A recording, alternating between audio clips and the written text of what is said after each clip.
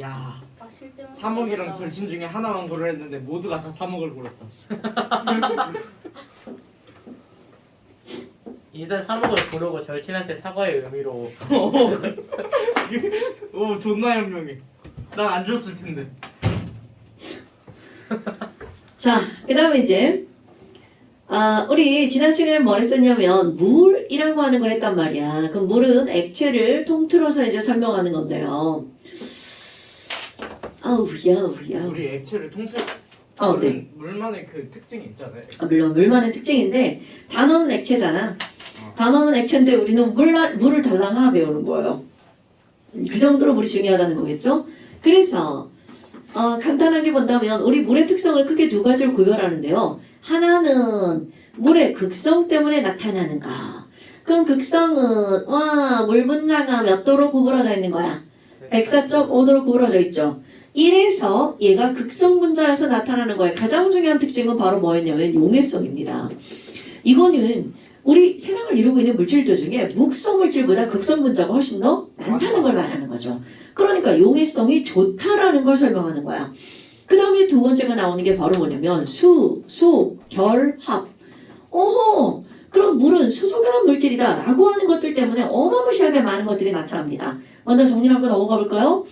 수소결합 때문에 나타나는 게 바로 뭐가 있냐면 우리 수소결합이라는 건 머릿속에 결합력이 강하다라는 개념이 들어가 있어야 돼. 어머. 그러면 이들을 끊는데 에너지가 많이 필요하잖아요. 뭔가 표면 장력이 당연하죠. 그래서 이거 첫 번째 수소 결합 때문에 얘네들은 그거를 끊어서 분자 운동을 시키는데 에너지가 많이 필요합니다.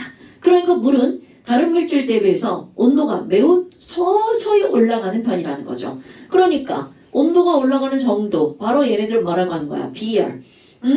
그럼 물은 너네들이 알고 있는 물질들 중에 비열이 가장 큰 게 바로 뭐냐면 물입니다, 여러분. 그러니까 가장 천천히 올라간다는 거죠. 뚝배기는요? 어떤 거? 그 우리 국 어. 담을 때 찌개 담을 때 하는 그 뚝배기. 걔는 비열이 적죠. 그 비율 적어요? 네가 얘기하는 거는 델타 T를 말하는 거죠. 자, 우리 화학원에서 배운 거 생각해봐. 맞네. 비열만을 얘기하는 게 아니라 너는 지금 델타 T에 대해서 말하는 거죠. 그러면 이거 바로 넘겨봐봐. 델타 T는 C 곱하기 M분의 Q잖아요. 비열을 설명할 때는 M과 Q가 똑같을 때를 비교해서 설명을 하는 거고, 그런데 델타 T는 실제로는 비열에다가 질량을 어떻게 한 거? 곱하기. 네가 말하는 뚝배기는 바로 C 곱하기 M이 크기 때문에 델타 T가 작은 거고요. 너무 온도를 올릴 때 많이 필요한. 그렇죠. 그러니까 우리 비열을 비교할 때는 뚝배기와 물의 질량을 똑같이 했을 때 이렇게 말하는 거죠. 그리고 실제로 이제 너네들 나도 마찬가지지만 알고 있는 액체의 범위가 그렇게 많지 않아. 고체든 기체든 그런 것들 중에서 물의 비열이 어떻다는 거야. 가장 크다는 거죠. 그 다음에 또 하나는 밀도예요. 이거는 물만 나타나는 어떤 특징. 우리는 물을 제외한 모든 물질은 중학기학년 과정이야. 물을 제외한 모든 물질은 고체의 밀도가 액체의 밀도보다 어떻다고요? 크다라고요. 그러니까 이거 당연하잖아요. 당연히 액체 밑에 고체 가라앉지. 그런데 얼음? 단 물만 그렇죠. 얼음인 고체보다 누구의 밀도가 더 크다는 거야? 물의 밀도가 더 크다는 거죠. 그럼 이렇게 되는 이유를 지난번 영상에 설명을 했단 말이죠. 그래서 얼음의 구조가 만들어지는 것들을 너네 그 구조 별거 아니지만 반드시 그릴 줄 알아야 됩니다. 그 다음에 또 하나는 아까 얘기했던 거 있죠. 물이라고 하는 거는 이건 오늘 나올 거고요. 표면 장력이 상당히 크다 이렇게 나옵니다. 그 다음에 또 하나는 끓인다는 거죠. 액체 분자 간의 인력이 상당히 크죠. 이거를 가열해서 끊어야 날아가 버릴 거 아니야. 그럼 액체가 기체로 변하는 현상을 기화라고 하죠. 얘네들 기화열이 상당히 큽니다. 그 다음에 또 하나는 기화가 될 때, 끓을 때 온도를 우리는 뭐라고 하는 거야? 끓는 점. 그러니까 이 친구도 끓는 점이 상당히 높다라는 거죠. 이렇게 물의 대부분의 특징들이 뭐 때문에 나타나는 거니? 바로 수소결합 때문에 나타난다 라고 하는 거 기억하셔야 돼요. 이거 뭐가 나오냐면 다음 성질들이 극성에 의한 성질인지 수소결합 때문에 나타나는 성질인지 그거를 묻는 문제가 나옵니다. 그리고 업자만 따면 비밀 표기하는 거야. 나 비밀 표기할 거야. 미안해. 비밀포기 끌 이렇게 꼭 기억해 주시고요. 극성만 기억하면 수속 나머지 수속이라고 아니에요? 아, 뭐 물론 그렇죠. 그거는. 어, 자, 그렇다면 이제 우리 지난번에 물에 밀도 했었잖아요. 어머, 밀도 그리고 부피를 했었단 말이죠. 그럼 이제 오늘 다른 그래프를 한번 봅시다. 그 밑에 아저씨 잘 살고 왔어? 저 방금 왔는데요. 아저씨처럼 안 생겼잖아. 아, 여긴가 봐요. 안 나와요. 아, 변비 원래 좀 키도 작은데 벌써 변비라. 아, 너 진짜 하지마. 저 사람 존나 잘 까요. 하지마. 얼마큼 봤어? 자, 14번. 자, 14쪽. 거기 먼저 두 번째로 뭐가 나오냐면 녹는 점, 끓는 점 이렇게 나오는데 거기도 그래프가 하나가 등장을 하죠. 여기 말고다 그릴게요. 그 그래프에서 굉장히 많은 거를 하나 얻어낼 건데요. 지난번에는 온도에 따른 밀도 변화 그래프를 그렸잖아요. 지금 여기서는 가열 시간에 따른 온도 변화 그래프를 한번 그려볼 겁니다. 가로축은 가열 시간이고요. 세로축은 온도 변화 핑크 14쪽. 나 15쪽 피고. 온도 변화 이렇게 한번 볼 거예요. 중1에도 나오는 거 아니에요? 맞습니다. 당연하죠. 중일 그래프에 그 똑같은 거 나오죠. 그런데 중일 그래프에는 설명하는 게 한정되어 있잖아요. 자, 야, 지금 마이너스 10도씨야. 그럼 이거는 너무나 당연하게 얼음이겠죠. 그럼 마이너스 10도씨 얼음을 가열하면 온도가 점점 올라가겠죠? 그러다가 아무리 가열을 해도 더 이상 온도가 올라가지 않는 어떤 범위가 생길 거란 말이죠. 그렇죠. 그럼 이때 온도를 봤더니 0도씨야. 그런데 여기서 일어나는 걸 관찰했더니 얼음이 뭘로 변하고 있는 거야? 물로 변하고 있는 거죠. 그랬더니 이제 얼음이 다 사라졌어. 그러면 얘가 또 온도가 서서히 또 올라가죠. 그러다가 온도가 올라가다가 또 한 번 더 이상 변하지 않는 구간이 생기죠. 그렇지. 그래서 여기를 봤더니 온도가 100도씨야. 비율이 너무 비율이요? 아, 그러네요. 그냥 이게 잘라버릴까요? 이렇게. 아유, 지랄들이야. 자, 그렇다면 지금 여기서 또 어머 그러면 물이 계속해서 어떻게 하고 있는 거야? 수증기를 변하고 있는 구간이 나오겠죠. 그런데 아이고 좀 기네. 그리고 나서 수증기를 많이 다 변했어. 그럼 다시 온도 변화가 어떻게 돼? 올라가죠. 그럼 지금 얘네들 구간을 나누어 본다면 이라고 하는 거야. 나는 여기를 A 구간이라고 한번 해볼 거고요. 여기는 B 구간, 그리고 물의 온도가 올라가는 C, 여기는 D, 여기는 E 이렇게 한번 해봅시다. 그런데 너네들이 있죠. 중학교 때 그래프하고 좀 다르게 그리는 게 바로 뭐가 있냐면 첫 번째 굉장히 중요한 거 온도가 올라가는 구간의 기울기를 다르게 그리죠. 그럼 이런 것들은 바로 뭘 설명하는 거니? 과거에서 나왔던 비열을 설명하는 겁니다. 처음에 얼음의 온도를 가열합니다. 그럼 여기서 얼음에서 물이 될 때 변화가 일어나죠? 그럼 여기서 증발 무시. 물의 증발 무시, 여기도 증발 무시. 그럼 결국은 이 말은 무슨 얘기냐면 요 자체들은 상태 변화에 의해서 질량의 변화는 있다 없다. 그러니까 얘네들은 질량은 변하지 않는다는 전제 조건이 들어갈 거겠죠. 그래서 델타 T라고 하는 것은 결국은 뭐와 관련있니? C 곱하기 N분의 델타 Q, Q 이렇게 들어가죠. 근데 여러분 이거 가열 시간 하잖아요. 여기도 전제 조건 들어갑니다. 화학2는 항상 전제가 되게 중요한데요. 불꽃의 세기를 절대로 변화시키면 안 됩니다. 그러니까 일정한 세기의 불꽃으로 라는 말을 정확하게 표현하면 바로 뭐가 들어가는 거냐면 가열 시간이라는 말이 나왔잖아요.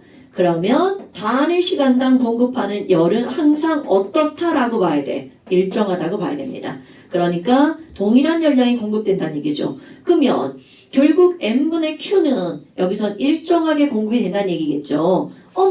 그렇다면 자, 첫 번째 뭐가 나오는 거니? 델타 T 그래프의 온도 변화 기울기 이거를 통해서 우리는 뭐를 알 수가 있냐면 바로 비열을 알 수가 있죠. 어머 아니 그러면 기울기가 클수록 비열이 어떤 게 되는 거야? 작은 게 되겠죠. 그래서 A 구간 얼음이죠. 그 다음에 C 구간 물이죠. 그 다음에 이 구간 수증기야. 그럼 이들의 뭐를 비교할 수 있다는 거야? 비열을 비교할 수 있다는 거죠. 자, 다시 한번 여러분. 온도 변화의 델타 T 온도 변화의 기울기를 통해서 우리는 뭘 할 수가 있니? 얘네들은 이 물질들의 비열을 알 수가 있죠. 그럼 비교해보면 비열이 제일 큰 게 바로 누구니? 이거 다 사실적으로 그린 거예요? 물이어야 되겠죠. 그 다음에 얼음과 수증기가 있어. 그러면 얼음의 비열은 두 번째구나. 그래서 실제로 우리는 물의 비열 얼마라고 알고 있어요, 여러분? 1. 자, 물의 비열은 1칼로리 퍼 그램 도시죠. 이거 주울로 바꾸는 것도 항상 습관적으로 오케이. 물의 비열은 4.2주울 퍼 그램 도시 이렇게 들어간단 말이죠. 그럼 보편적으로 얼음의 비열은 어느 정도가 되니? 얼음은요. 요것의 약 반 정도가 됩니다. 0.5 칼로리 퍼 그램 도시. 그러니까 얼음의 온도가 물 가열할 때보다 훨씬 더 빨리빨리 올라간다는 뜻이 되겠죠. 그 다음에 이제 두 번째. 이건 중학교 때 요거에 중점을 두죠. 바로 온도 변화가 없을 때, 즉 상태 변화가 일어날 때의 온도. 이런 걸 우리는 뭐라고 얘기를 하는 거야? 녹는 점, 끓는 점. 아, 그럼 이들은 녹는 점과 끓는 점을 이 그래프를 통해서 알 수 있죠. 그런데 이거는 뭐를 설명하는 거니? 바로 분자 간의 인력을 설명할 수가 있죠. 그럼 분자 간의 인력이 강할수록 그만큼 이들의 끓는 점이 또는 녹는 점이 높을 수밖에 없겠죠. 그리고 또 하나 뭐를 설명할 수 있니? 중학교 때는 아예 언급을 안 하죠. 아니 지금 여기 보니까 얼음이 물로 변할 때 이들 시간과 그리고 물이 수증기로 변할 때 걸리는 시간은 완전 다르죠. 그럼 분명히 질량이 똑같아. 그런데 얼음을 녹일 때보다 물을 끓일 때 시간이 많이 들어간다는 얘기는 아까 뭐라고 했어요? 단위 시간 동안 공급된 열량은 항상 일정하다고 그랬죠. 그럼 시간이 길다는 건 거기에 공급된 열량이 어떻다는 거야? 많다라는 뜻이죠. 즉 무슨 말이니? 얼음이 물로 변하는 현상을 두 글자로 뭐라고 해요? 뭐요? 얼음이 물로 변하는 현상을 두 글자로? 용해? 융해. 융해죠, 융해. 용해라 했어. 이것은 융입니다. 융해죠. 그러니까 얼음이 물로 변할 때 필요한 열을 우리는 무슨 열이라고 하는 거니? 융해열. 어머, 그럼 물이 수증기로 변하는 걸 뭐라고 하는 거야? 뭐? 왜 자꾸 이상한 말이 들리지? 기화라고 말하죠. 그러니까 기화열. 와후. 그러면 여기서 분명히 시간당 동일한 열량이 공급되니까 시간을 비교를 하면 융해열과 기화열을 비교할 수 있겠구나. 근데 기화열이 융해열보다 5배 이상 큽니다. 정확한 숫자 못 외워서 정확한 숫자 못 얘기해 주겠고요. 어머나. 아니 그럼 여기서 이 융해열이라고 하는 것과 기화열이라고 하는 걸 알 수 있죠. 그런데 얘네들은 바로 뭐가 훨씬 더 크다는 거야. 기화열이 훨씬 더 크다는 거죠. 그러면 여기서 또 아니 우리 열량이라고 하는 것을 계산할 때는 열량 Q는 시멘트. 그렇죠. 아니 그럼 뭐야? 이 Q는 CM2를 계산을 하려면 얘네들은 반드시 뭐가 필요해? 온도 변화가 필요하죠. 그러니까 봐. 야야야야. 에이그 여기 얼음이 얻은 열을 마이너스 10도씨에서 0도씨 올라갈 때 얼음이 얻은 열을 계산하려면 얼음의 비열 곱하기 얼음의 질량 곱하기 얼음의 델타 T를 하면 되겠죠. 그런데 아니 문제는 뭐야? 이 새끼는 온도 변화가 없는 거야. 그럼 이때는 과연 열의 양을 어떻게 잴 거니? 그래서 온도 변화가 있을 때는 Q는 CM 델타 T로 계산을 하면 되지만 온도 변화가 없을 때는 이 열량이라고 하는 건 완벽하게 뭐랑 비례하는 거니? 가열 시간에 비례한다는 거죠. 그래서 얘네들 A, B, C, D, E의 열량을 비교하려면 바로 뭘로 비교하면 된다고요? 가열 시간으로 비교하면 된다고요. 그럼 너네 봐봐. 아니 가열 시간 갖고 비교만 가능하잖아. 델타 T로 열을 일단 계산을 했어요. 그럼 그 가열 시간을 비교하면 시간이 2배면 거기에 공급된 열의 양도 몇 배라고요? 2배라고요. 이렇게 계산할 수 있다는 거죠. 됐나요 여러분? 그래서 열량은 단순히 공식뿐만이 아니라 가열 시간으로 계산할 수 있다는 것도 꼭 기억하셔야 되고요. 거기 14쪽 그래프 위에 녹는 점 끓는 점 나오잖아요. 이런 것들이 이제 우리 앞에서 설명했던 그런 것들입니다. 이들이 첫 번째 묵성분자인지 극성분자인지 보셔야 되고요. 항상 뭐든 비교할 때는.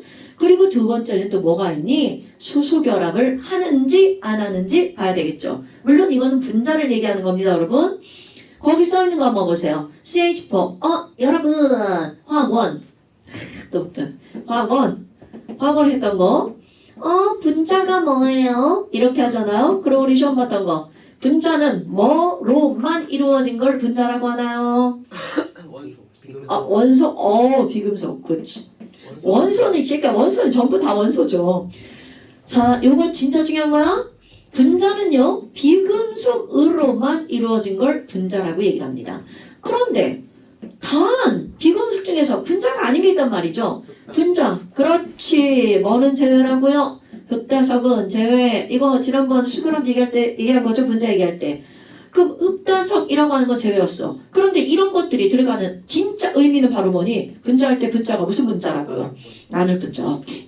나뉘어진 입자라는 뜻이죠. 그럼 이온결합이나 금속결합은 덩어리들이죠. 그럼 그 친구들의 녹는 점이나 끓는 점들이 분자에 비해서 월등히 높단 말이죠. 그럼 그들을 비교하는 방식은 분자를 비교하는 방식하고 다르죠. 그래서 여기선 지금 얘네들이 다 분자라고 얘기를 한단 말이야. 그럼 그들을 분자인지 너네를 눈으로도 확인할 수 있어야 된다는 거야. 이런 게 배운 사람과 안 배운 사람의 차이입니다. CH4를 왜 분자라고 하는지 의미를 알아야 되겠죠. 비금속으로만 이루어진 거야. 그래서 이제 이들의 숫자를 비교를 해봤어. 숫자가 저렇구나. 어이구 물 봐라 이 새끼. 거기 나온 것들 중에 물의 끓는 점이 제일 높죠. 그럼 그것도 이제 물이 왜 이렇게 끓는 점이 높아? 라는 걸 설명할 때 물은 무슨 결합 물질이다? 수소 결합 물질이기 때문에 끓는 점이 상당히 높아. 이렇게 설명할 수 있어야 된다는 겁니다, 여러분. 자, 그 다음에 15쪽을 한번 봅시다. 15쪽에 보면 비열표가 나오죠. 이거는 절대로 외우는 건 아니고요. 지호야 몸 좀 꾸지 말고 이 새끼야. 졸려요. 자, 물의 비율 얼마나 써있어? 반올림에서 우리는 기억했지만 4.18 주울입니다. 이게 중학교 때는 단위를 주울을 거의 안 쓰고 칼로리를 많이 쓰잖아요. 그런데 중학교 때는 칼로리 많이 써요. 고등학교로 가면 칼로리 대신 주울을 더 많이 씁니다.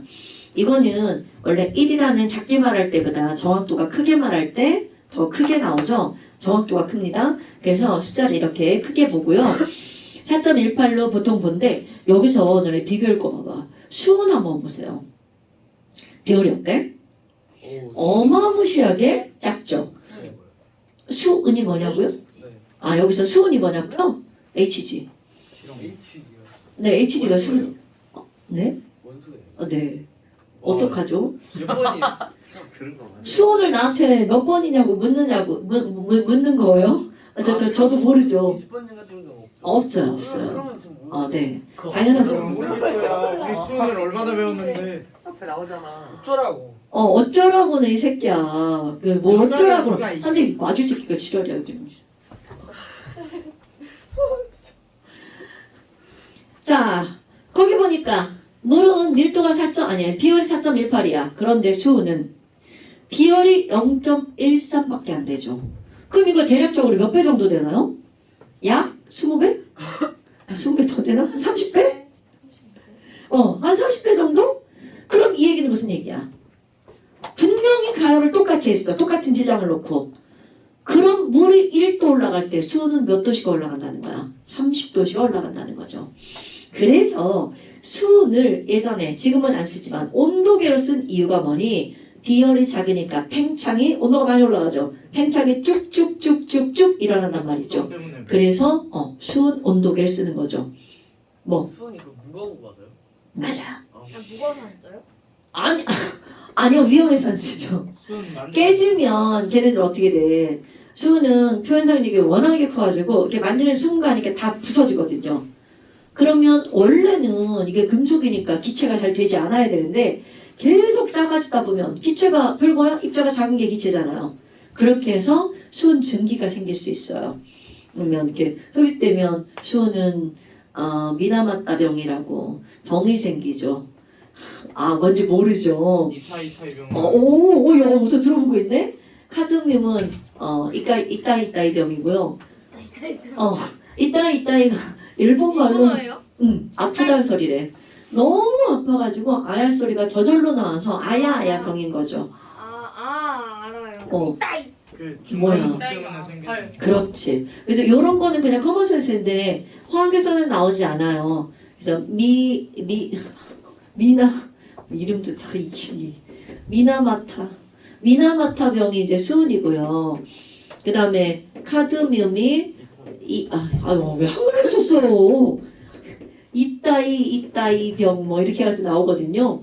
그래서 뭐 이따이 병 같은 거는 카드뮴이 뭐 이런 얘기 안 해도 되는데 카드뮴이 우리 뼈의 칼슘하고 사이즈가 비슷해서 얘네들이 칼슘 자리를 카드뮴이 대체한대요. 근데 칼슘이 들어가서 뼈를 형성해야 되는데 카드뮴이 들어가면 그냥 구멍만 채우는 거야. 그래서 아예 뼈 형성이 안 되기 때문에 얘네들이 이렇게 부딪히잖아? 그럼 뼈가 부딪히는 족족 다 부러져 버리는 거야. 그럼 누워있으면 나의 몸무게를 못 견뎌서 이렇게 누워있는 뼈들이 다 부러진대요. 그러니까 막 아야 소리가 저절로 나온다고 해서 이따이 병 뭐 이렇게 얘기를 한다고 하더라고요. 그럼 걸을 때 발도 못 걷죠. 병이 일단 나오면. 그래서 저런 것들이 옛날에 이제 우리나라도 마찬가지지만 뭐 70년대, 60년대 이때는 오염에 대한 그런 개념 자체가 별로 없었단 말이죠. 일본도 마찬가지죠. 그러니까 뭐 공장에서 뭘 하고 나면 물질들을 다 그냥 내 말로 방출한 거야. 그러다 보니까 물고기들이 그거 다 먹게 되지. 근데 우리나라보다 걔네들은 물고기를 되게 많이 먹고 살잖아요, 사람들이. 그럼 그 물고기를 잡아먹었는데 그 사람들이 그 수온을 다 없애버리는 거지. 그래서 미나마타 병이 이제 수은 때문에 그렇게 해서 나타난 거다. 그러니까 그 병들이 좀 나타나서 전반적으로 퍼져야 그게 위험성이 이렇게 심각하게 사람들한테 전달이 되죠. 이제 여하튼 이런 게 있어요. 수은은 그런 겁니다. 그래서 수은 온도계를 안 쓰죠. 요즘 온도계 얼마나 좋아. 야, 여기 온도계 어디 갔냐? 내 차에 있나? 어디 그것은 내 잔상입니다. 어? 아니에요.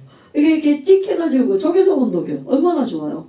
바로 나오고 수은 막 흔들어가지고 막 여기 꽂고 한참 있고 막 입에다 넣고 한참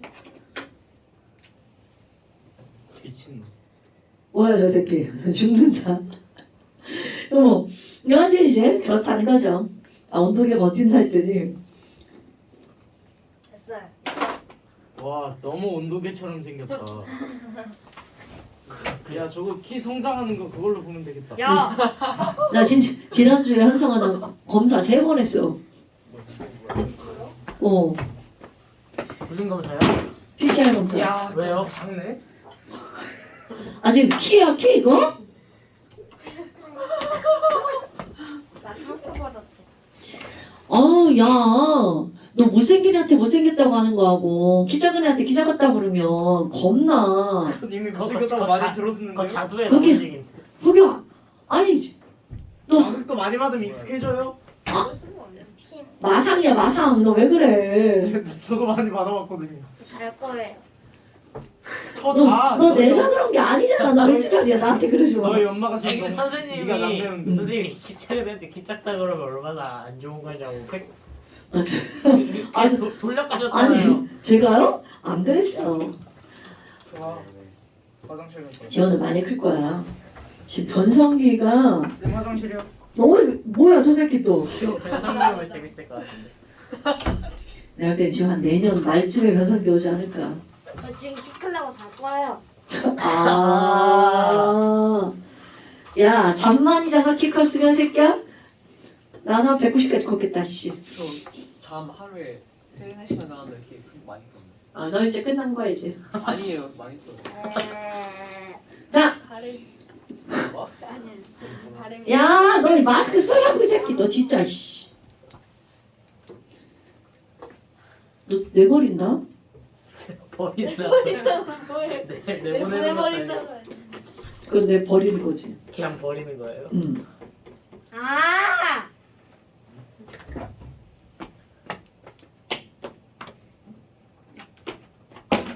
야, 거기다가 그냥 안 들어가. 쓰레기가 너무 커. 버렸네요. 버리긴 했네. 버린 건 이 맞네. 부분은 뛰어넘고 봐야겠다. 자, 앉아주세요. 자, 그 다음에 이제 이 비열로 인해서 나타나는 것들 거기 또 한번 볼까요? 여러분 우리 비열이라고 하는 게 나오는데 공식 이제 다 알아요. 이건 정리하는 거야. 비열의 정의는 너네 이게 사실 여기 이런 열량보다 비열이 제일 중요한 거거든요. 비열은요. 누군가가 비열이 뭐야? 그럼 이거는 C라고 기호를 쓰고요. 어떤 물질이 있으면 물질 전부 다 1g을 만드냐 똑같이. 그래서 물질 1g의 온도를 1도씩 높이는데 필요한 뭐라고요? 열. 이거를 가지고 우리는 뭐라고 하는 거냐면 비열이라고 말한단 말이죠. 그래서 항상 이 정의로 단위가 나오고 단위가 곧 공식입니다. 그리고 그대로 단위로 바꿔볼까요? 필요한 열인데 그 열 칼로리 퍼 그램도씩. 그럼 이건 1g을 1도씩 높이는데 필요한 열이죠. 그럼 이게 바로 비열인데요. 뭐가 비열이라고요? 다시 설명해 주세요. 비열은 1g을 1도씩 높일 때 필요한 열. 예. 그런데 요거로부터 공식이 나옵니다. 어떤 공식이 나오니? 야, 나 열량 구하고 싶어. 열. 그럼 열을 구한다는 건 단위가 칼로리잖아요. 예. 그러니까 칼로리만 얻어내고자 한다면 여기다가 그램 없애야 되죠? 도시 없애야 되죠. 공식 만들어내는 거야. 칼로리 퍼 그램 도시니까 여기다 그램 곱하고 그리고 도시 곱하면 되겠죠. 혹시 그러니까 있지? 열량 Q는 닫히고요. 비열 C에다가 곱하기 질량 M 그리고 델타 T 이렇게 얻어지는 거라고요. 근데 너네들 결론만 Q는 CM 델타 T 이렇게 외워버렸잖아. 그게 어떻게 얻어지는 것도 알고 있으면 좀 멋지겠죠. 그래요? 네. 그럼 이거는 열량이죠. 그 다음에 또 하나 나오는 게 뭐가 나와? 열 용량이 나오죠. 열 용량은 사람이 필요에 의해서 또 만드는 건데요. 이건 어디부터 나오는 거야? 야, 우리 델타 T는 C 곱하기 M분의 Q라며? 그러면 여기 어떤 물질 이거는 전부 다 1g으로 다 쪼갰잖아요. 그런데 그게 아니라 야, 얘 열용량이 얼마나 돼? 얘는 열용량이 얼마나 돼? 그럼 세상의 물질들이 모두 다 질량이 같은 게 아니잖아. 그럼 그 질량값까지 포함해서 얘가 갖고 있는 열의 양, 얘가 포함하고 있는 열의 용량이 얼마나 돼? 이렇게 표현하죠. 용량이라는 말 알죠 이거? 아이고 우리 밥을 조금밖에 안 먹네? 그러면 위가 용량이 작네. 위가 용량이 작네. 이렇게 말하죠. 자 그렇다면 지금 여기 있는 열용량은 바로 뭐니? C 곱하기 M을 열용량이라고 하죠. 자 공식 정리합니다. 열량 Q는 C 곱하기 M 곱하기 델타 T죠. 그런데 C 곱하기 M만 하면 이걸 뭐라고 한다고요? 장난하지 마. 그거 하지 마.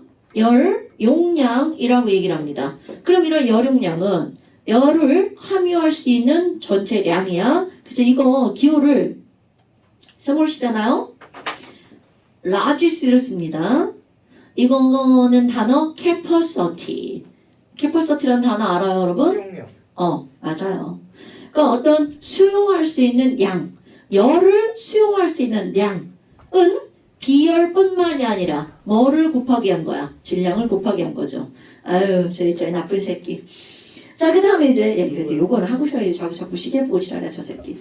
자, 그 다음에 이제 세 번째, 표면장력. 표면장력?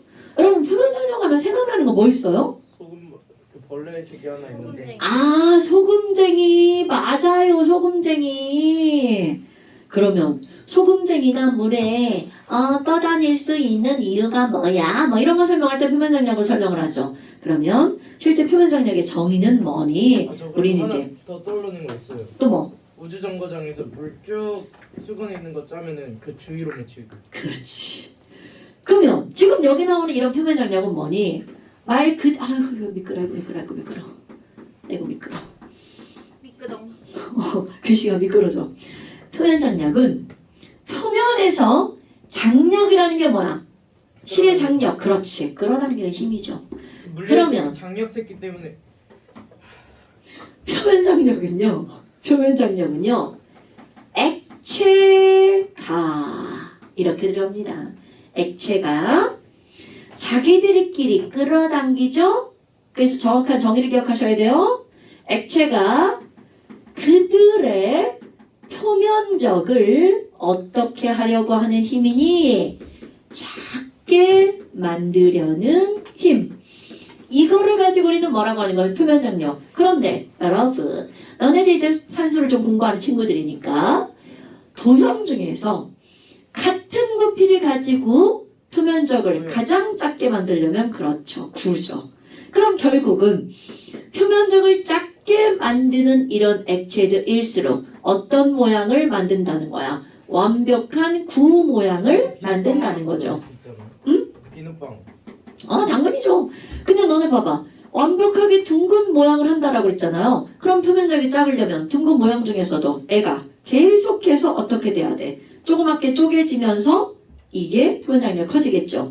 어머. 아니 그러면 이런 둥근 모양이 된다라고 하는 건 모든 액체는 표면 장력을 가지고 있습니다. 그런데 누가 더 둥그냐 이거에 따라 달라지겠죠. 그래서 이런 걸 설명할 때 가장 대표적으로 나오는 게 바로 뭐가 있냐면 유리 같은 데다가 어떤 액체를 떨어뜨릴 거예요. 그래서 야 나 여기다 물방울 떨어뜨릴 거야 볼로. 나 여기다가 에탄올 떨어뜨릴 거야 볼로. 글리세린. 글리세린? 칸이 부족하니까 좀 빼고. 그럼 이렇게 두 개를 비교하면 누가 표면 장력이 더 크니? 물. 그래서 사실 이제 나중에 가면 이 표면의 각도를 가지고 따지거든요. 그 지금은 이제 그런 거 필요 없고요. 그냥 모양으로만. 대학교 때 나오죠 그거. 그러니까 각이 요구하고 각이 클수록 그만큼 애가 동그란 거잖아요. 그러니까 표면 장력이 크다. 뭐 이렇게 나오겠죠. 어머. 그러면 이런 표면 장력인데 이런 걸 가지고 예를 들 수 있는 게 바로 뭐가 있니? 첫 번째로는 이거는 집에서도 누구나 다 할 수 있는 거. 유리컵에다가 물을 넣어요. 물을 한 이만큼 넣고 그리고 조금씩. 그렇지. 그럼 얘네 어떻게 돼? 진짜로?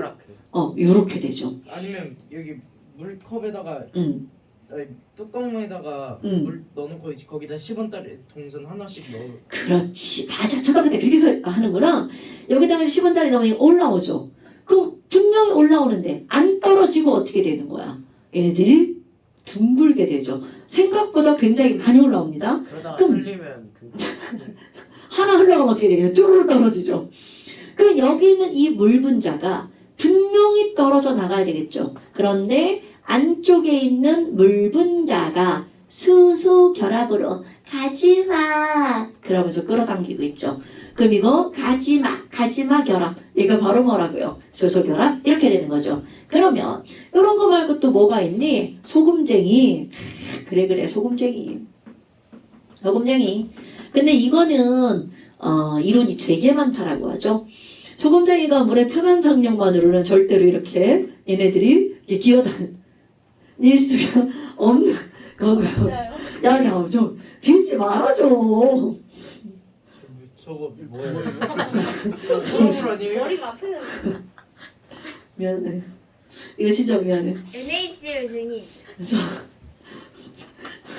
자, 근데 첫 번째가 이제 일단 물의 표면 장력 이론이고요. 그 두 번째가 또 하나가 얘네들은 발에서 이렇게 기름 같은 성분이 나온다는 거죠. 그래서 물에 빠지지 않게. 세 번째가 사실은 가장 타당하다고 얘기하는데요. 얘네들의 이렇게 발을 확대해 보잖아요. 그러면 이렇게 해서 발이 요렇게 되어 있대요. 비처럼. 그래서 이렇게 할 때마다 공기를 그대로 포함하고 이렇게 들어가 버리는 거야. 그러면 공기가 들어가 있으니까 너네들 중1 때 배운 부력 있죠. 그 부력이 생겨서 얘네들이 떠다닐 수 있다. 뭐 이렇게 얘기를 하더라고요. 그러니까 우리도 그 이상한 풍선 같은 거 하나 이렇게 하고 있으면 물 안 빠지고 이렇게 떠 있잖아요. 부력 생기죠. 똑같습니다. 그럼 얘네들도 이제 그렇대. 다 잘 몰라 아씨. 그렇다 맞아. 그러니까 그 튜브 같은 거 그렇지. 튜브. 내가 말을 잘못했나? 네. 그 풍선이라고 해가지고. 오리나 그런 거. 아니 우리 풍선 이렇게 자꾸 그걸 튜브라고 하는구나. 풍선은 생각하면 이런 거 생각하고. 내가 이렇게 얘기했잖아. 그러니까. 제가 생각한 풍선은 벌룬이었어요. 튜브가 아니라. 그래. 얼굴. 다 그게 그거 아니야? 아니 다르죠. 같으면 왜 단어를 만들었겠어요? 뉘앙스 차이가 있죠. 풍선 영어로 뭐야? 물론 튜브. 그냥 튜브는 모양 아니야? 모양? 걔는 살짝 고무 같은 느낌이죠. 아무튼 다르죠. 자, 배 아파요. 관, 튜브 이런 관. 배 아프면 빨리 나가야 돼? 그리고 그 구조 같은 거 할 때 다른 사람한테 한두 튜브 안 던져준다 튜브 그러지 풍선 던져준다고 안 하잖아요. 아니 그러니까 내 얘기는 튜브는 이런 모양을 튜브라고 하는 거 아니야? 그런가? 공기가 들어간 어떤 모양체를 튜브라고 하는 게 아니라 이런 거를 갖고 있는 걸 튜브라고 한다고. 나 아닌가? 물에 아, 자 정확한 정보 아니에요. 튜브 보는 아, 거 그런 거예요? 튜브에서 따라서 뭐야? 튜브 뭐야? 그렇게 생긴 게 튜브 뭐야? 아니 그러니까 내가 알고 있는 지식은 근데 아니 근데 그것만은 아니죠. 정확하지 않아서 뭐라고 그것만은 얘기해. 아니죠. 유튜브도 있잖아요. 아이 아, 개새끼야. 개새끼 저 새끼. 아, 그러니까 뭐 여하튼 나는 그렇게 알고 있어요. 취향. 벌룬이라는 개념은 공기가 들어가서 뜨는 걸 다 벌룬이라고 하는 거고. 아니지 몰라 아씨 아니야 그런 거 중요하지 않아 씨. 그럼 오리 튜브가 아니라 오리 풍선이라 해야 돼요? 오리 그럴 것 같은데? 네? 아니 오리 튜브 아 미안해 내가 아까 얘기했죠 정확하지 않은 정보라고요? 기체 액체를 실어 나르는 관, 대롱 모양의 것, 그리고 치약 연고 따위를 넣는 통. 그럼 빈 통을 다 튜브라고 하나 보다. 그거 모양이잖아. 하지만 그렇네요. 공기가 들어있을 빈통이 튜브라고 아니잖아요.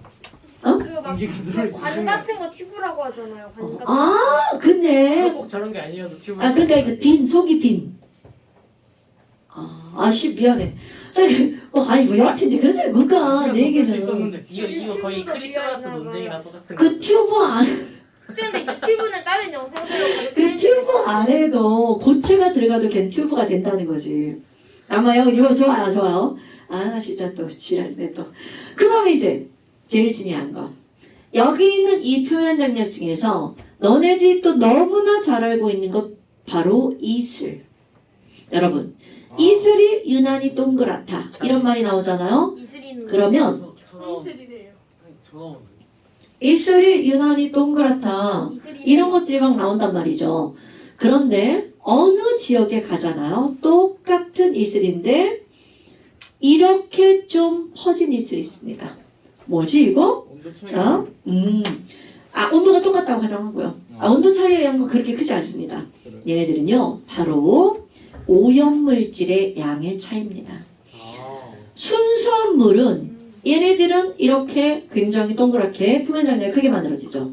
그런데 그 물 분자 사이사이에 뭔가 끼어 있다면 아 산성비 같은 거 음. 그런. 표면 장력이 약화가 되겠죠. 그래서 실제로 이런 얘네들의 둥근 정도를 가지고 오염의 정도도 판단할 수 있다라고 하더라고요. 자, 그 다음에 요거하고 똑같은 개념으로 이제 들어가는 게 바로 뭐가 있냐면 너네 이제 집에 뭐 커다란 대야 같은 게 있다면 물을 좀 떠놓고요. 여기다 어떤 실험을 할 수가 있냐면 두꺼운 종이 있죠. 하드보드지를 별 모양 정도로 이렇게 올리고요. 별 모양으로 오려가지고 한쪽에다가 수정액 있죠. 수정 테이프는 좀 비싸니까 말고 수정액을 여기다 좀 진하게 한쪽에만 이렇게 발라서 말려요. 여기도 다 같은 쪽으로 한쪽에만 발라서 말려요. 한쪽으로만 발라서 말려요. 그리고 다 마찬가지야. 다 발라서 이렇게 말려가지고 얘를 여기다 넣어요. 그리고 나서 아까 조금 아까 했던 거 물에 이물질이 들어가면 물의 수소결합이 끊어집니다. 그럼 얘를 여기다 이렇게 띄워놓고요. 어떤 일을 할 거니? 중간에다가 에탄올 같은 걸 이렇게 좀 많이 떨어뜨려요. 그럼 액체니까 떨어뜨리면 이렇게 흘러갈 거 아니야. 그럼 얘네들이 이렇게 흘러갈 건데 아니 여기는 막혀 있어. 그러니까 에탄올이 어느 쪽으로 흘러내려가는 거야? 이쪽으로 흘러내려가겠죠. 그렇지. 맞아. 그럼 여기가 물에 에탄올이 떨어지면서 중간중간 끼어 들어가죠. 즉 무슨 말이니? 이 안에 수소결합이 끊어져 버립니다. 그러니까 너네 줄다리기 하다가 자, 줄만 당기고 있어. 근데 줄다리기 여기가 딱 끊어지면 끊어진 걸 기점으로 양쪽으로 끌려가죠. 밀려나죠. 똑같습니다, 여러분. 지금 이들이 수소결합을 당기고 있는 건 지들끼리 수소결합력으로 줄다리기를 하고 있는 거야. 그런데 여기서 끊어졌어. 그럼 끊어진 곳을 기점으로 그 아래에 있는 그 왼쪽에 있는 물은 전부 다 왼쪽으로 움직일 거고요. 오른쪽에 있는 물은 오른쪽으로 움직이겠죠. 그럼 여기 있는 이 바람개비는 얘는 왼쪽 물 위에 있는 거잖아. 그러니까 물과 함께 물이 움직이니까 같이 이렇게 움직이는 거죠. 그럼 여기 있는 얘가 이쪽으로 움직일 거란 말이죠. 그럼 똑같이 여기서도 이렇게 한다면 이것도 이쪽으로 움직이죠. 얘도 마찬가지로 이렇게 움직이겠죠. 그러니까 이 별들이 어떻게 돼? 빙그르륵 반시계 방향으로 돌아버리죠. 오케이? 이런 것들이 바로 표면 장력을 실험하는 겁니다, 여러분. 그 다음에 또 하나 뭐가 나오니? 똑같은 거예요. 물 위에 바늘 띄우기. 그럼 맨날 나오는 거죠. 너는 물 위에 바늘 띄워봤어요? 떠요. 아니요, 그냥 뜨진 않고요. 해봤어? 위에 종이. 다시 말해도 굿.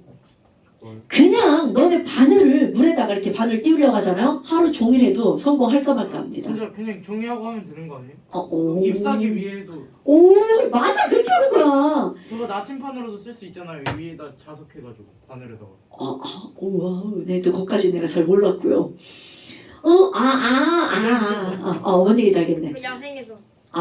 야생에 바늘이 어딨고, 야생에, 자석이 어딨어, 씨. 야생까지 나올 줄은 몰랐는데. 아니, 동서남북 밤이 아니시야. 이렇게 해 보면 다 아는 거 아니야? 방향 보면? 남십자섬이 니네들은 참 동서남북을 모르지. 알아야 돼요? 그럼. 요즘에 네 사람이 동서남북을 모르더라고. 알지 않아요? 동서남북. 동서남북. 그 사모예드. 아니, 그거 말고 여기를 봤어. 여기서 니네 지금 어디가 동쪽이고 어디가 남쪽이야? 지금 엄청 대낮이니까. 여기가 동쪽인데 저기가 남쪽이야? 여기가 남쪽. 아니 같은 쪽이 동쪽이겠죠. 여기가 남쪽이라고요. 너를 기준으로. 나의 기준으로 여기가 남쪽, 여기가. 저게 무슨 소리야? 아니, 방향은 이렇게 말하는 거지. 그런가? 선생님 저쪽이 동쪽이에요. 길 보니까? 네.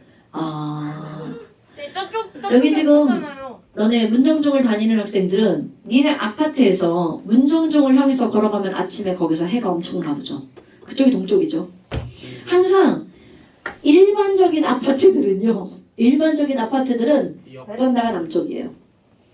베란다에서 밖을 쳐다보면 남쪽이고 동서남북 가실 때야 남쪽을 보고 왼손이 남쪽을 보면 왼손이 동쪽이고 오른쪽이 서쪽이에요. 이거 되게 중요한 거예요. 베란다가 두 개다. 베란다가 왜 남쪽이냐고요? 아니 두 개는 안 돼. 이쪽에도 있고. 그렇네. 부엌 반대편 베란다. 햇빛 많이 들어오는 베란다. 넓은 베란다. 넓은 베란다. 뒷베란다 말고 앞베란다. 그래서 뒷 그럼요. 베란다에는 그 블라인드가 없고 앞 베란다에 그래도 블라인드가 있고. 그렇지. 그 이유가 뭐야? 앞베란다에 블라인드된 이유? 햇빛이 들어오니까. 항상 내가 지금 보편적인 아파트라고 얘기합니다. 맞다. 그래서 그 앞 베란다에서 왼쪽 보면 해 뜨는 거 볼 수 있어. 당연하죠. 그러니까 왼쪽이 동쪽이고 오른쪽이 서쪽이야. 그러니까 너는 시청이 이쪽에 있단 말이야. 하긴 니네 방향 감각이 아예 없더라고. 이거 수평 아니야. 여기가 북쪽, 남쪽. 이런 거는 좀 알면 좋은데 우리 애기들은 몰라가지고. 근데 해 뜨는 방향으로 생각하시면 돼요. 항상 학교 오갈 때 학교를 갈 때는 이쪽에 해가 있고요. 학교에서 집에 갈 때는 반대편으로. 그래서 안 보여요. 해. 그러니까 맨날 학교 갈 때도 여기서 문정중 앞에 사는 애들이야. 학교 갈 때도 막 눈 졸라 따갑고 집에 올 때도 서쪽이 저쪽이니까 이렇게 따갑고. 진짜입니다. 근데 이 얘기가 왜 나왔죠? 나 잘 모르겠네요. 자기가 이제 다시 해볼까요? 바늘 얘기하다가. 바늘에서 나침판 얘기. 자, 그렇다면 이라는 거야. 왜? 지금 얘 잠 깨워주는 거야? 정신 차려! 정신 차려! 참 제가 제일 잘 끼워. 해봐도 되냐? 하지 마. 제 가지를 겁나 타냐? 아니 간지럼 말고요. 여기 누르거나 여기 누르면 애들이 잠을 확 깨더라고요. 눈물 나이. 제가 해봐서 알아요. 옆구리 저희 누르는 거 언제 굉장히 쉬어요? 아니야 옆구리에도 이거까지 하고. 갈비뼈 사이를 문질러야 돼. 좀. 진짜 계속해 진짜. 그 후로 나한테 몸으로 개기진 않아. 날 깝죽거리긴 하는데. 여기도 괜찮아. 그 다음에 잠깐 이 바늘은 바로 뭐냐면요. 똑같은 얘기예요. 물 위에 바늘이 뜨냐 안 뜨냐죠. 이론적으로 보면 바늘은 철로 만들어지니까 바늘의 밀도는 7.8. 그러니까 물의 밀도는 1이야. 그럼 밀도상으로는 뜨면 안 되죠. 그런데 이건 어떤 개념이니? 자, 상상. 물길이 당기고 있는 거야. 표면적이 작으니까 되나? 이게 물 분자라면 수소 결합으로 이렇게 당기고 있는 거야. 그럼 그 위에다가 요렇게 어떻게 한 거야? 바늘을 올려놓는 거예요. 근데 얘가 아까 무게중심 얘기는 뭐냐면 이걸 그냥 올려놓다 보면 바늘이 한쪽은 두껍고 한쪽은 얇잖아. 쏙 들어가 버린다는 거지. 그러니까 일단 여기다 수유지를 하나 올려놓은 다음 그리고 그 위에다 바늘 올려놓으면 휴지는 물 먹어서 어떻게 돼? 떨어지지. 그리고 바늘만 위에 이렇게 평행하게 올라가 있죠. 그런데 이제 올렸다 쳐. 똑같은 시험 문제예요. 그리고 나서 어떻게 할 거니? 바늘 주변에 여기에다가 물 말고 무언가를 떨어뜨립니다. 저는 이제 에탄올 떨어뜨리죠. 그럼 이 바늘은 과연 A쪽으로 움직일 거냐 B쪽으로 움직일 거냐 아주 똑같죠. 이런 것들이에요. 그럼 당연히 지금 이 밑에서 물 분자들이 수소결합으로 줄다리기라고 있다는 거잖아. 근데 여기가 딱 끊어졌어. 그러니까 요걸 기점으로 물 분자들이 왼쪽 오른쪽으로 움직이겠죠. 그러니까 바늘은 그 물의 움직임과 함께, 그러니까 실제로는 바늘이 움직이는 게 아니라 그 바늘 아래에 있는 누가 움직이는 거야? 물이 움직이는 거죠. 그럼 바늘은 A쪽으로 움직이겠구나. 이런 것들이 바로 물의 표면 장력이 생기는 수소결합에 대한 설명인 거죠. 그러니까 수소결합 때문에 물의 표면 장력이 생겨진다는 거죠. 됐어요? 그러니까 이런 것들, 이게 힘에 대한 어떤 크기적으로 들어가는 거는 나중에 이제 너네들이 물리학과나 화학과 가면 물리화학이라는 과목 또는 화학물리라는 과목을 배우는데요. 그때 가서 하는 거고요. 지금은 어떤 현상적으로 이 내용을 기억하고 있는 거고요. 그 다음에 이제 네 번째로 나오는 게 바로 뭐가 나오냐면 지금 이걸 봤을 때 이 전체를 봤지만 물을 좀 덜 넣고 본다라고 생각해봐. 이거는 오늘도 집에서 다 할 수 있어요. 투명한 유리컵에다 물을 넣잖아요. 그럼 물을 넣으면 꽉 채우는 게 아니라 중간 정도 물이 이렇게 들어가면 양쪽 끄트머리를 한번 자세히 보세요.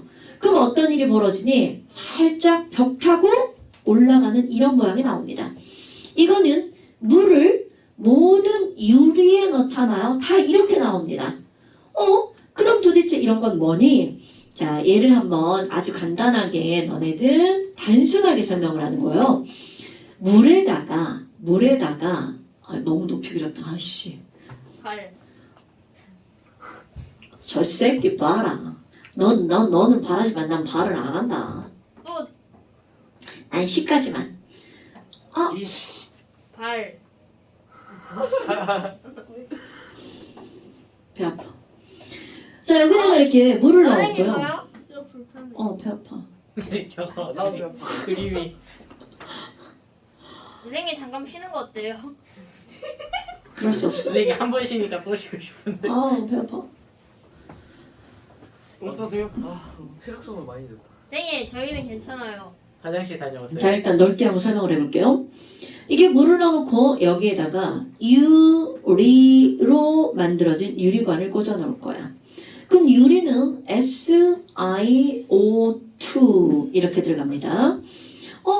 아니 그럼 여기는 이 물이라고 하는 것들이 여기 들어가 있잖아요. 왜 지랄이야? 유리가 SiO2예요? 네. 유리는 석영으로 이루어져 있죠. SI가 뭐요? 염소인가? 귀소. 기소구나. 기소 그다음 에이씨. 산소랑 산소 두 개랑 기소랑 만나면 유리가 돼요? 네가 만나게 시킬 수는 없어요. 만나게 시킨다고 만나진 않아요. 야, 이거 귀소와 산소를 조합하겠다 이러고. 이야, 이제 합니다. 자, 얘네들 이산화기 쓰죠. 이런 건 알아야죠. 이거는 화학 원에서 나오는 겁니다. 유리는 모래에 있는 석영의 성분을 추출해내서 만들어내는 거죠. 기소가 그 고체예요? 아니면 기체? 네, 고체예요. 네? 고체. 고체? 그럼 고체랑 산소를 만나야 한다고요? 그럼 기소가 여기 있으면 산소랑 만나니까 실리콘이 단독으로 자란 게 없죠. 안규건은 지금 이야 귀소와 산소 합쳐져라 이지라는 거야. 그리고 자연 게 이산화기술 많기 때문에 뭐 굳이 그렇게 만들려고 안 해도 SiO2가 너네 자연계가 많은 이유가 뭐야? 그 자체가 화학적으로 안정하기 때문이죠. 네. 되게 많아요. 굳이 네가 만들지 않아도. 이거 만들려고 하지 마시고요. 자, 중요한 건 그 포인트가 아니고요. 그럼 지금 여기서 이제 설명을 해야 되는 힘이 두 가지가 있는데요. 바로 어떤 게 있냐면 응집력이라고 하는 힘과 부착력이라고 하는 힘이 나옵니다. 근데 응집력 이런 것들은 내가 설명을 하지 않아도 뭔가 의미적으로는 생각이 든단 말이에요. 응집 뭐야? 모이는 거죠. 그런데 응집력을 정확하게 표현하잖아요. 이거는요. 액체에서 생기는 힘인데요.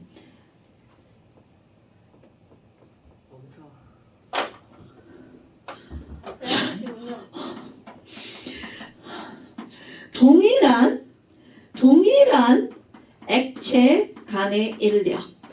이런 걸 우리는 뭐라고 하는 거냐면 응집력이라고 말합니다. 그렇다면 지금 여기서 설명할 때 뭐라고 얘기를 할 거니? 물과 물의 인력 이런 걸 우리는 뭐라고 할 거니? 응집력이라고 말할 거예요. 그런데 또 하나 어떤 힘이 등장을 하냐면 부착력이라는 말이 나옵니다. 그럼 이 부착력이라고 하는 건 서로 다른 물질 간의 인력 이거는요 동일한 다른 물질 간의 인력 이런 걸 가지고 우리는 뭐라고 얘기를 하는 거냐면 부착력이라고 말합니다. 아니, 그럼 저거 여기서는 그냥 그 뭐야 얘가 붙는 것도 그거예요? 부착력? 네. 일방적인. 소리야. 그거는 저기 나쁜 행동이죠. 그 이제 물과 유리와의 인력 이런 거를 우리는 부착력이라고 하는데 자 여러분 너네들이 대부분 이걸 잘못 생각하고 있는데요. 물하고 물이 세게 끌어당길 것 같아? 물과 유리가 세게 끌어당길 것 같아요? 이거 뭐예요? 물량 물이 세게 끌어당길 것 같아? 물유리가 세게 끌어당길 것 같아? 유리죠. 물유리가 세게 그래 이 끌어당깁니다. 새끼야. 야! 그러면 이거는 우리가 이제 앞에서 하도 물의 수소 결합력을 강조하다 보니까 하지만 물 간의 수소 결합력을 강조하다 보니까 물끼리의 인력이 물과 유리보다 더 강할 거라고 생각한답니다. 그런데 이 결과를 보잖아요. 물 유리가 더 세게 끌어당깁니다. 그러면 이게 바로 어떤 거니? 이유가 뭐예요? 이유요. 유리에 있는 산소랑 물에 있는 H랑 수소 결합합니다. 너네 봐. 수소 결합 물질은 H와 FON이 직접 공유 결합해야 되죠. 그런데 수소 결합 정의는요. 수소 결합 물질 H와 이웃하는 분자의 O 또는 N 또는 F가 수소 결합 물질이 H와 결합하는 거야. 그러니까 지금 여기 있는 이 유리 SiO2에 있는 O랑 물에 있는 H가 이렇게 수소 결합으로 끌어당기는 거예요. 근데 물끼리도 수소 결합. 당연하죠. 그러니까 여기는 액체끼리고 얘는 고체잖아. 이게 더 세게 끌어당긴다는 뜻이에요. 되게 신기하죠, 이거. 그럼 이제 그런 구체적인 것들은 나중에 너네들이 이제 고체나 이런 것들을 전공하게 되면 그렇게 하는 거고, 근데 이런 거 전공 안 할 거잖아요. 여기서 전공으로 물리화학 할 사람 없죠? 얘밖에 없을걸요? 뭐? 못 받았어. 50견이에요? 50견. 자, 그래서 이제 설명 들어갑니다. 그럼 지금 여기 이제 어떤 게 있냐면, 여기는 유리가 여기 있는 물을 어떻게 한다고요? 끌어당긴다는 거죠. 인력으로. 그럼 이제 의인법을 한번 써볼게요. 유리가 물을 끌어당겨서 야, 물 이리 올라와봐. 벽 타고 이렇게 올라가는 거죠. 근데 물을 이렇게 끌어당겼더니 그 밑에 있던 물이 응집력으로 야, 나도 같이 가. 따라 올라간다는 거죠. 그럼 결국은 여기 있는 물 분자가 하나가 올라가면 그 밑에 있는 물 분자가 따라 올라갈 수밖에 없다는 거죠. 그래서 너네들 봐봐. 이거 하나가 올라갔어. 그러면 이 밑에 있는 물 끌고 올라가죠? 그럼 여기 있는 유리가 올라오네. 또 끌어당기죠? 그럼 또 딸려 올라가죠. 그래서 어느 정도까지 이렇게 올라간단 말이죠. 근데 문제는 이 물이 올라가면 이 아래쪽으로 뭐가 작용해? 중력이 작용하죠. 그러니까 위쪽으로 부착력과 응집력이 작용해서 얘네들을 끌어올린다면 아래쪽으로 뭐가? 중력이 작용한단 말이죠. 그렇다면 끌어올리려는 힘과 중력의 크기가 같으면 얘네들은 더 이상 올라가지 못하고 멈추겠죠. 그러면 요만큼 올라갔어. 얘를 중요한 거야. 얇은 관을 썼다고 생각해 보세요. 얇은 관을 쓴다고 해서 유리와 물이라고 하는 것이 달라지지 않았기 때문에 부착력과 응집력의 크기가 변하지 않았겠죠. 그냥 걔 올라가기만 하는 거 그렇다면 얘네들은 올라가죠. 어떤 현상이 벌어지니? 부착력과 응집력의 크기가 변하지 않으므로 얘가 올릴 수 있는 평형을 이루는 아래쪽에 중력의 양도 변하지 않아야 되겠죠. 그럼 이렇게 넓을 때 들어간 이 물의 양이나 좁을 때 올라간 물의 양은 어떨 수밖에 없다는 거야. 같을 수밖에 없죠. 그러니까 결국은 이거는 동일한 물의 양이지만 넓은 걸 사용할 때보다 좁은 걸 사용할수록 그만큼 쭉쭉쭉쭉 많이 올라갈 수밖에 없다는 거죠.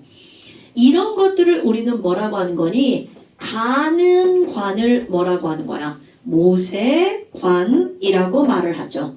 그러면 이런 현상을 우리는 오케이. 이런 거를 우리는 모세관 현상이라고 말하죠. 이거에 가장 대표적으로 설명할 수 있는 게 바로 어떤 거냐면 나무에서 물이 빨려 올라가는 관을 무슨 관이라고 그래? 물관이라고 하죠. 그럼 나무는 높이가 엄청나게 크죠. 그럼 어떻게 뿌리에 있는 물이 뭐 몇십 미터 되는 나무 끝까지 올라갈 수 있니?를 설명하는 첫 번째 바로 어떤 현상이 나타나는 거냐면 모세관 현상이 나타납니다. 그리고 두 번째 모세관 현상이 나타나려면 얘네들 물끼리 서로서로 응집력이 있어야 되겠죠. 그 다음에 또 하나는 밑에서 뿌리에서 삼투압을 흡수하는 거 뿌리 앞. 그리고 또 하나 여기 나뭇잎에서 물이 빠져나가잖아요. 그럼 물이 빠져나가면 그 밑에 있는 물이 나도 같이 가. 아까 얘기한 응집력. 그런 것들 한 가지로는 절대로 설명할 수 없다는 거죠. 그러니까 응집력, 물의 응집력, 모세관 현상, 그리고 또 여기 밑에서 밀어 올리는 뿌리 앞, 삼투 앞, 뭐 이런 것들. 그 생물에 나오는 거예요. 그거는 모세관만. 그러니까 얇으면 얇을수록 그만큼 물의 변화가 어떻다는 거야? 크다라는 걸 설명하는 거죠. 자, 그 다음에 또 이번에는 하나 더요? 물 대신 아니 이거 액체를 바꿀 거야. 수은으로 바꾼다면이라는 거야. 수은으로 바꾼다면 어떤 커다란 차이가 생기니? 여러분, 자 여기 수은으로 들어가잖아요. 그러면 수은은 금속결합이죠. 그러니까 수은끼리의 응집력이 어마무시하게 큽니다. 물은 분자이기 때문에 물 분자 간의 인력하고 비교를 할 수가 없어요. 그러니까 여기서는 수은과 수은 간의 응집력이 수은과 유리관과의 응집력에 비해서 월등히 큽니다. 그럼 어떤 일이 벌어지니? 얘네들은 절대로 위로 올라갈 수가 없다는 거죠. 그래서 얘네들 이게 뭐야? 응집력이 크다는 건 자기들끼리 표면장력이 엄청 크다는 거죠. 그럼 표면력이 커야 되니까 옆으로 퍼지는 게 아니라 점점점 모여버리죠. 그러니까 얘들은 모양이 어떻게 만들어져? 이렇게 위로 볼록한 모양이 만들어질 수밖에 없겠죠. 그런데 이걸 좁게 만들잖아? 자기들끼리 자꾸 위로 볼록하다 보니까 얘네들 중력과 함께 아래쪽으로 쭉 내려가는 현상이 벌어진다고요. 그래서 뭐 늙으셔요. 배 아프지? 그래서 겁나 배 아파. 그냥 가세요. 화장실을 네, 가세요. 수은은요 개미심이 크잖아. 쟤는 위로 올라가는 응집력이 생겼잖아요. 이거는 중력과 함께 응집력이 크면 아래로 내려가는 모세관 현상이 나타납니다. 그래서 표면을 보잖아요. 얇은 걸 쓰면 아래로 요렇게 내려갑니다. 요렇게. 그래서 이거는 얇으면 얇을수록 자 이거야 아래로 온폭 들어간 위로 올라가는 거. 그런데 이건 얇으면 얇을수록 볼록한 아래로 내려가는 게 만들어집니다. 오케이? 그럼 모세관 현상은 이것도 모세관이고 이것도 모세관이에요. 꼭 올라가는 것만 모세관이 아니라 얇은 관을 통해서 어떤 액체가 이동하는 현상을 모세관 현상이라고 말합니다. 이런 것들을 그래서 어떤 걸 볼 수가 있냐면 너네 우리 집은 유리가 없지만 식탁에 유리가 깔려 있잖아요. 그 식탁과 유리 사이에 물을 한 방울 딱 실수로 떨어뜨리잖아. 그 유리살이 이렇게 쫙 빨려 들어가죠. 불편한데. 그거 그렇죠. 모세관 현상입니다. 그리고 이런 컵 같은 데다가 휴지 하나 이렇게 걸쳐놔 바깥쪽으로. 그러면 그 다음날 일어나면 휴지에 모세관 현상을 통해서 물 다 빠져나오죠. 그러니까 그런 것들이 다 이제 모세관 현상. 헝겊이 젖는 거 다 모세관 현상들이죠. 오케이? 그래서 지금 여기서 액체 중에 아주 일부분을 했고요. 자, 완자를 한번 봅시다. 숙제 냅니다. 조용진, 숙제 좀 해봐 너. 저 해요. 너 채점 안 하는 거 숙제 안 하는 거야. 저 해와요. 자, 그 다음에 이제 뒤에 증기압력이 나오는데 이거는 이제 다음 시간에 설명하고요. 지금 얘네들이 너무 한꺼번에 다 넣어놔가지고 자, 숙제 60 이제 또 싸워요. 하지마. 야, 규건아 너 하지마. 아니 제가 당했어요. 자, 57쪽 66쪽 67쪽 57쪽이요? 네. 57. 자, 다시 57 아 미안해. 66 67 미안하다고. 미안하다고. 짝밤 때려 짝밤 때려. 다시 뭐라고요? 57. 미안하다고. 67, 67. 57. 하지마.